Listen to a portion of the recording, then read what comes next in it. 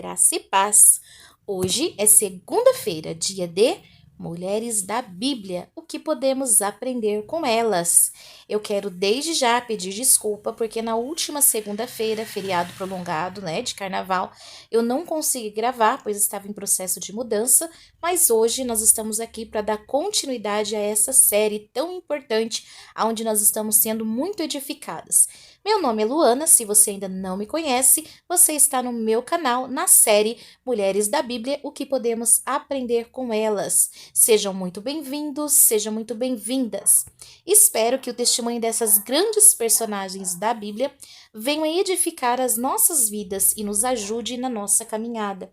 Como diz o conselho de Deus para o povo de Israel a respeito dos seus mandamentos lá em Deuteronômio capítulo 6, versículo 7. Ensine-as com persistência a seus filhos, converse sobre elas quando estiver sentado em casa e quando estiver andando pelo caminho, quando se deitar e quando se levantar.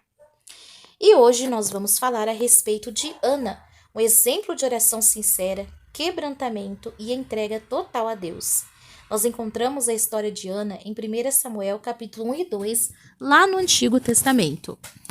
O nome de Ana significa graça, benevolência ou favor. Ela foi uma grande mulher e mãe do profeta Samuel. Ela foi esposa de Eucana, que era um levita da linhagem de Coate, que vivia em Ramataim Zofim. Esse Eucana tinha 2 esposas, porém Ana era a predileta. Ana não podia gerar filhos, talvez seja por isso que Eucana tinha uma segunda esposa, que se chamava Penina, embora não fosse o ideal, mas era permitido em sua época.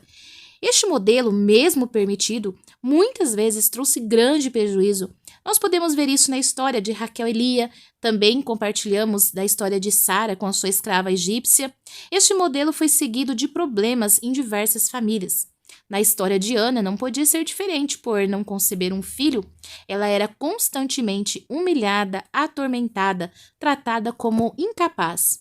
Isso a magoava muito, mesmo que o seu marido a amasse, mas ela não tinha o amor de um filho. Eucana era muito fiel em sua religião e todos os anos ele levava sua família ao tabernáculo para adorar e sacrificar a Deus. Com muita humilhação de Penina, Ana sempre ficava muito angustiada nesse período e não comia e só chorava. Em uma dessas idas dessa família até o tabernáculo, Ana chorou muito e amargurou-se e clamou ao Senhor muitíssimo e pedia um filho, e em desespero ela fez um voto prometendo dar o seu filho ao Senhor e também não passaria navalha em sua cabeça.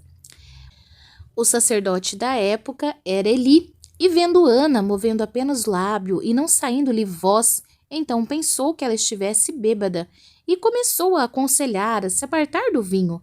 Porém, ela respondeu dizendo que era uma mulher angustiada e que estava ali apenas se derramando na presença de Deus, derramando toda a sua alma, falando com o seu coração sobre aquilo que lhe amargurava. E ela relatou não ser filha de Belial, que significava ser uma pessoa maldosa, uma pessoa sem valor. Então, este mesmo sacerdote se compadeceu dela e disse-lhe, em 1 Samuel capítulo 1, versículo 17, vai em paz e o Deus de Israel te conceda a petição que fizeste. E Ana, ela partiu dali, mas a Bíblia diz que o seu semblante já não era mais triste, pois havia lhe recebido esta palavra do sacerdote. Depois que a família de Eucana voltou à sua cidade de Ramá, a Bíblia vai nos contar que Deus se lembrou de Ana e, passando algum período, ela concebeu e teve um filho e colocou seu nome Samuel. E, confirmando aquilo que ela havia votado a Deus, ela o entregou muito cedo aos cuidados de Eli no tabernáculo.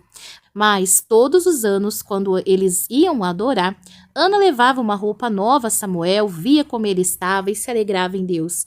Este, seu filho, foi um homem muito notável, aparece no profeta Jeremias com muita importância, talvez até semelhante a Moisés.